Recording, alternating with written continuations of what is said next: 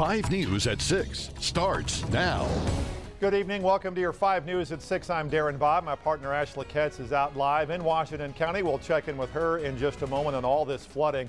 Thanks for joining us tonight. We begin with spring flooding 2011. Right now, catastrophic flash floods sweeping through Benton and Washington County. We also have some breaking news for drivers on Interstate 40 in Sequoyah County. The interstate in both directions has been shut down from Dwight Mission Road to the Vian exit west of Salisal because of severe flooding from Vian Creek. Let's go right now to the Max 5 Interactive Storm Center, where Chief Meteorologist Garrett Lewis has been tracking this heavy rainfall all day today. And some good news out of this. Looks like it might be coming to an end. It looks like it. Let's get right to the radar. I want to show you some of the stronger storms that are out there. We have severe thunderstorm warnings in effect for Johnson County, but you can see the west side, the back edge of this rain line finally moving east. So we are going to see the rain come to a close, at least for a temporary time, in northwest Arkansas and the River Valley. Now, the severe thunderstorm right now goes for parts of the River Valley east. That's out there by Clarksville and Russellville. Have had no reports of rotation in our area. Also following some strong storms in Logan County and in Scott County. Rain vision really tells the tale, though, of a wet afternoon and evening. Rainfall totals in Fayetteville up over 6 inches in the 24-hour time frame, 8 inches on the south part of Fayetteville. Anywhere within that bright red area is where you're seeing the significant flooding. That does include places in west Sequoyah County near 8 inches where they have closed Interstate 40 due to flooding. Max 5 Interactive radar shows it clearing, and the regional radar also shows most of it clearing. But watch this. There is some more redevelopment in South Oklahoma, and that is going to swing through our area by about 9 or 10 o'clock tonight as it moves up to the north. But the boundary is moving farther to the south, and that should shut off some of the heavy rainfall totals that we've seen. We're looking at 10 inches of rain in 2 days in Fayetteville, 5 inches in Rogers, nearly 4 in Fort Smith. That's a look at the current weather situation. Many more of your iPics and iVideo coming up in a few minutes. All right, Garrett, thanks. We'll see you in just a few moments. Breaking news out of Johnson, Arkansas, where dozens of people are being rescued from their homes. This after swiftwater reaches the windows of mobile homes in Johnson. That's where we find 5 News reporter Robert Boyd. He is live via mobile iCam with more on this. Robert, we can see your picture. What's going on up there right now? Well, right now, Darren, we're looking at a Johnson Fire Department vehicle, one of many here at the Oak Glen Mobile Home Park in Johnson. I'm going to show you some video from earlier today where dozens of people had to be rescued. Several children were carried to safety by a water rescue team from Rogers. The floodwaters swallowed about 15 to 20 mobile homes in this area, and the waters reached the windows of cars and trucks and the parking lot. Some were actually floating away. That's how deep this water was. And at some points, the water was waist to neck deep for the people who were trying to rescue those who lived here.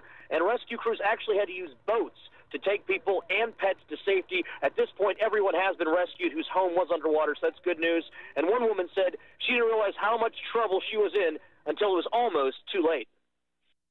When this little boy came and knocked on my door and said, "Better get out, we're getting flooded out," and I looked out and it's all the way up into my yard. This is the worst I've ever seen. I've talked to 2 or 3 people that's been here quite a while, and they said this is probably the worst since '82.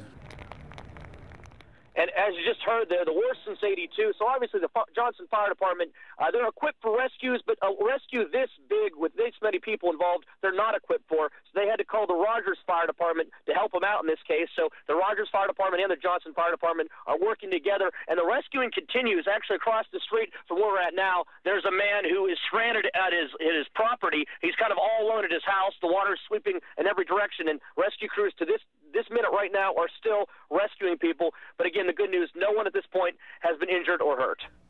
In Johnson, this is Robert Boyd, 5 News. All right, Robert, some dramatic video there. Thank you so much for that. Right now, there's only one way out of Johnson. You can still access Interstate 540 from Tyson. Otherwise, all other roads are closed at this time. Now, the extreme flooding in northwest Arkansas caused a lot of problems for buses and caused some schools, including the U of A, to close early.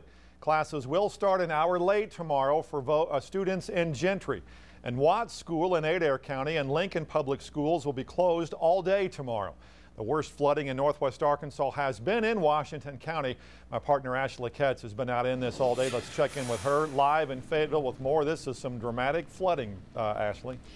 Yeah, Darren, right now at the 6 o'clock hour, emergency crews are still out on rescue calls in Washington County, including one at Highway 112 and Great House Spring Road. That's happening right now. But in all, emergency management estimates that they have made over 30 rescue calls in Fayetteville and Springdale this afternoon, from flooded homes and mobile home parks to vehicles. Those caught in the water could only wait for help. This is what many roads in Fayetteville looked like Monday afternoon after an unprecedented 10.5 inches of rain fell in just 2 days. From cars to SUVs, even trucks, the water was just too high to drive in. The floodwaters almost covered the tires of this SUV on Van Ash Drive. Rescuers were called to help stranded drivers like this one, who was trapped in the torrential rain. It was a happy ending for this woman, though, after crews were able to get her to safety. And a busy day for the Fayetteville Fire Department. When they weren't making rescues, they were blocking roads too dangerous to cross. One Fayetteville mailman had to abandon his truck at Old Wire and Chestnut due to the floodwaters. Meanwhile, at the Chestnut Apartments near the U of A campus, people were simply caught off guard by a spring flood that only got worse. Roads look like rivers, yards, parking lots, all underwater, filled with debris. And there are just too many roads that are impassable right now. According to Fayetteville police, they cannot count them. They're asking people to stay inside and not venture out if absolutely necessary. Live in Fayetteville, Ashley Ketz, 5 News. My goodness. All right, Ashley, thanks. Now, the Red Cross has opened several shelters in Northwest Arkansas. They include the Fayetteville Central United Methodist Church on the corner of Douglas and Dixon Street, the Springdale Senior Center on Park Street, and in Benton County, Lowell City County Chamber North Lincoln is also open, and the Rogers Activity Center on West Olive Street is open as a shelter if you need a place to go. Now, in South Fayetteville, streets and businesses flooded full of water. This video just south of 15th near School Street. The gas station in that area flooded. Cars had a hard time getting over a washed out bridge there. Pretty much the story for every bridge in Fayetteville tonight. All roads leading to the Northwest Arkansas Regional Airport were closed for most of the afternoon because they were covered in high rainwater. Residents living in that area now dealing with flooding in their homes. 5 News reporter Robert Boyd was in that area just a few hours ago. He picks up our spring flooding 2011 team coverage in Benton County. To sum up how bad this rain and flooding is, take a look behind me. This is actually someone's front yard. A man named Rance Carter lives here. As you can see, the water is pretty much coming up to his front porch at this point. He's very worried that a lot of water has probably gotten into the house. But the problem is he can't even get over there to check on his house because the water is so deep and the current is moving pretty rapidly, so it would be too dangerous to wade over there. Now, this all started from a small little creek way over on the other side of the property, but as you can see, it's consumed this whole area now. And this is Highway 12 on the way to the XNA Airport. We can tell you many roads on the way to the XNA Airport have been blocked off because of this flooding that we're looking at right now. And Rance Carter has said he's never seen anything like this before. He's lived here for many years, and unfortunately a lot of people in this area are just going through some very, very tough times due to all this flooding.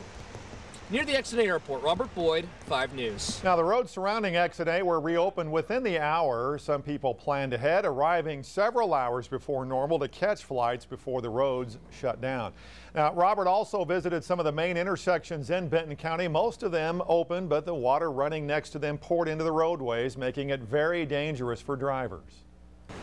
In Springdale, Thompson Street had to be closed down as water began to build up in one of the low-lying stretches. We saw at least 2 vehicles get stuck in the water. The problem is, it can be very deceiving how deep some of this water is. Over in Rogers, at the intersection of 28th Street and Walnut, there was literally a river running through the drainage ditch. But keep in mind, on a normal day, there isn't any water, just cement. In fact, kids can usually be found skateboarding in it. And in Bentonville, on Walton Boulevard, our photographer actually had to hide and protect his camera from the rain as vehicles sent huge splashes into the air. There was decent puddles up and down the road. In Bentonville, Robert Boyd, 5 News. As for I-540 itself, considering the weather, traffic is moving fairly smoothly between Benton and Washington counties. Now, Bella Vista getting hit hard by flooding as well. The golf courses there mostly underwater. Earlier this morning, Lancashire Boulevard, the main street through town, was closed for a time because of high rising waters.